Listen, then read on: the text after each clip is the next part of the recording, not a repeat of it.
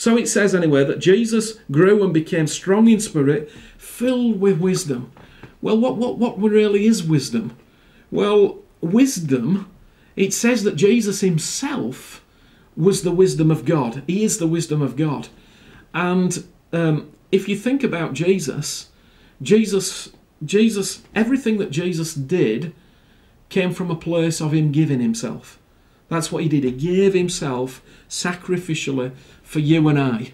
So actually, if you think about the wisdom of God is selflessness. That's the wisdom of God. The giving of oneself to another in love, that's the wisdom of God. And of course, if you've got wisdom, it means that you can answer problems. You can solve difficulties. You're the solution to someone's problem. You're the answer to it. And you have an answer to it because wisdom lives on the inside of you. And wisdom says that in order that life comes, I must die. My selfishness must die. My thoughts of myself must die. And as that happens, life is given. So if you're someone who has real wisdom, godly wisdom, you are bringing proper answers to people. You're giving proper solutions to difficulties because you understand what wisdom really is. The wisdom of God looks like this. Jesus on a cross giving his life. But his whole life was that. He was giving himself. And all the time that he gave himself, he answered people's problems. That is what wisdom is. So it says that he grew, he became strong in spirit, filled with wisdom, and the grace of God was upon him. Now this is one thing that I've often thought about, the grace of God. What does the grace of God look like? Well, it's someone that gives to people even when they don't deserve it. Grace is undeserved favour. So it means that Jesus went from person to person, and although he could judge a situation, he didn't judge the person to condemn them. He judged them, looked at the situation, and his love flowed to them, and grace met them.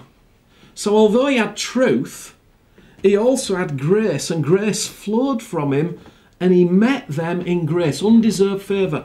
And everyone felt this undeserved favour from Jesus. So sinners felt it, prostitutes felt it, tax collectors felt it, fishermen felt it. They felt this grace that went before Jesus and put favour on everybody.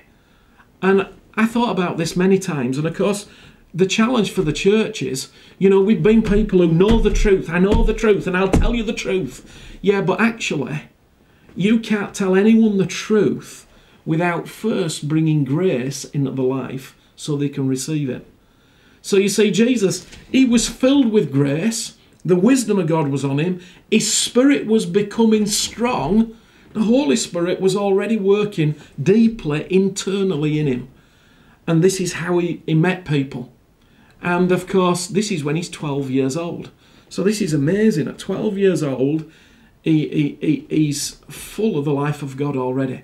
Now the question is, and the question has been, and I remember a few years ago I was asking myself and asking the Lord, how old am I really? I know that I've been saved many years. I've been saved probably over 27 years now. But how old am I really in terms of spiritually? Can I really look at Jesus and go, okay, he was filled with grace, the wisdom of God was on him, and he was strong in his spirit, and this is at 12 years old. Well, how many of us have been saved for many, many years, but actually we don't really display the wisdom of God? Neither are we gracious, but maybe we're pounding people with the truth. I don't know. But the question is, how old are you? How old do you think you really are? Because some people will go, well, I'm 30 years old. I've been saved 30 years. I'm 30 years old. Well, I'm not so sure. I actually think if I measure myself by Jesus, who was 12, and he behaved like this, maybe I'm 14, 15. I don't know. How old are you? That's the question. But of course, this is how he grew. The child grew into sonship. And of course, there was no teenage years. In in the Jewish calendar and in the Jewish way of thinking about things, there was not teenage years. There were not these years that were dreaded by everyone called teenage years. No, when you were 12 years old, that is when there was an expectation upon you to become, or at least begin to think in an adult way. bar mitzvah. So at 12 years old, you were expected to have begun to grow up into adulthood, into sonship, into some responsibility. Well, that's really what Jesus did. And of course, at 12 years old, this life that's in him is drawing him into the temple. And what's he doing? What is Jesus, the Son of God and the Son of Man, doing? Well, he's drawn to the temple, so he's drawn to the presence of God, because the temple in those days was symbolic of the presence of God, the goodness of God. It's where everybody went year after year to meet with God. Well, Jesus is drawn to the temple, and he goes there with his parents, because his parents have shown him what's right to do, what's wrong to do. He's been watching them, he's observed them. Now he's with them, they're in a big company together, they're in fellowship as a big company. He goes to Jerusalem, and now he's meeting with his Father. And this pull on the inside of him is for more life. I want more life, not less life. He didn't go to sit in a pew and feel religious. He went because inside he wants more of God. He wants more of the Father. So where does he go? He goes to the teachers. And he sits with the teachers for 3 days. Okay, so if Jesus can be taught, you and I can be taught.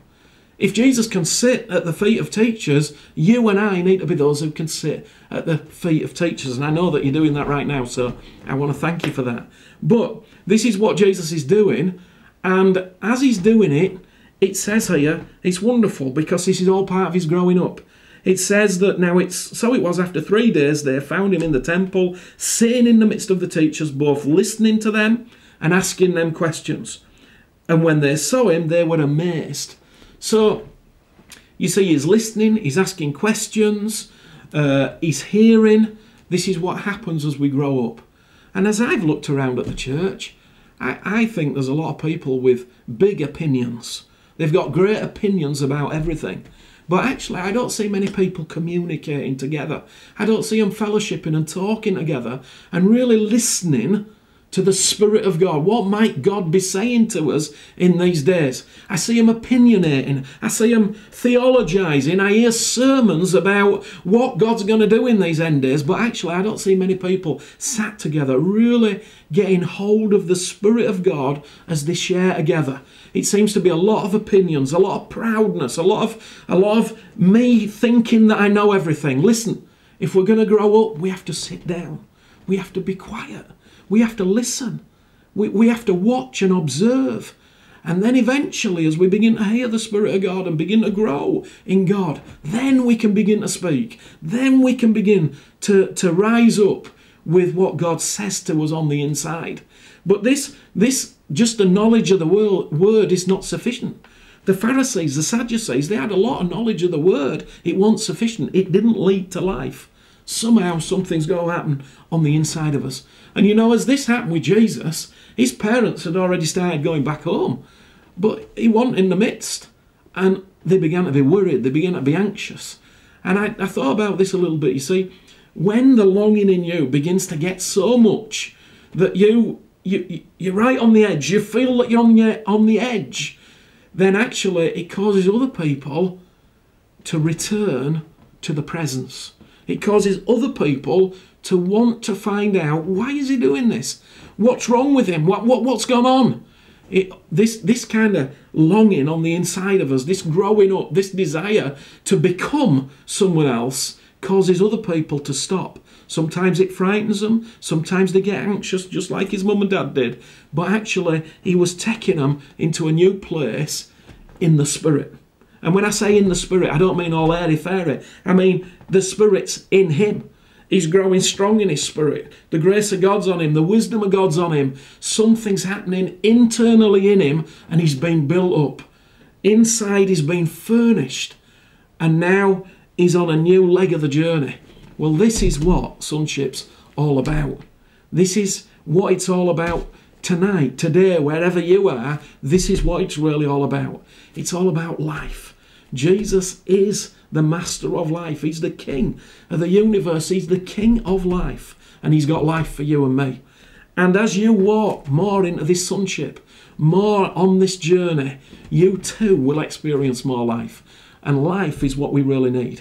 That's what people know outside. When they feel it, they go, there's something different. It's something different. It's not religious. It's not